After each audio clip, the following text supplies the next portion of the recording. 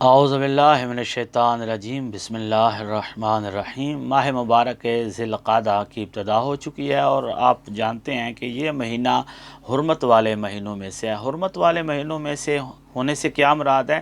ان مہینوں میں عرب جو ہیں وہ اگر کسی لڑائی اور جنگ میں مصروف ہوتے تھے تو لڑائی اور جنگ کو بند کر کے بیٹھ جاتے تھے، اور عربی میں بیٹھ جانے کو قعدہ کہتے ہیں۔ تو ذو القعدہ اس لیے کہتے ہیں کہ اس مہینے میں جنگ سے وہ لوگ بیٹھ جایا کرتے تھے، یہ خوف کھاتے ہوئے کہ یہ بڑا عزت اور حرمت والا مہینہ ہے، لہذا اس میں ہم لڑتے نہیں ہیں۔ امام جعفر صادق علیہ الصلوۃ والسلام کا فرمان ہے کہ اگر کوئی سورہ قریش کی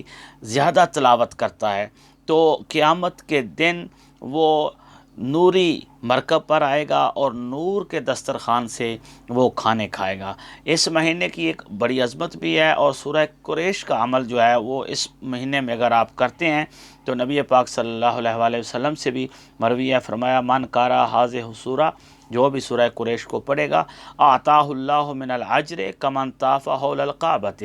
اللہ اس کو اتنا اجر دے گا جیسے اس نے خانہ کعبہ کا طواف کیا ہو۔ ایک مرتبہ سورہ قریش کو پڑھنے سے یہ اجر ملے گا۔ واعتکف فی مسجد الحرام، اور مسجد حرام میں وہ اعتکاف بیٹھا ہو تو جو ثواب ملتا ہے وہ ایک مرتبہ یہ آپ سورہ پڑھتے ہیں تو آپ کو یہ اجر ملے گا۔ اور اس کا ایک اور بہترین فائدہ ہر اس شخص کے لیے جو کسی کھانے سے ڈر رہا ہو، کھانا کھانے سے کہیں مجھے جسم میں خرابی پیدا نہ ہو جائے، مرض پیدا نہ ہو جائے، یا کسی نے اس کھانے میں کوئی چیز ملائی ہوئی نہ ہو، تو اگر کسی کھانے سے آپ خائف ہیں، خوف زدہ ہیں، تو اس پر سورہ قریش پڑھ لیتے ہیں۔ تو حدیث میں ہے کہ من قرأ علی طعام لم یری فیہ سوءا ابدا، جو بندہ بھی سورہ قریش کو پڑھ کر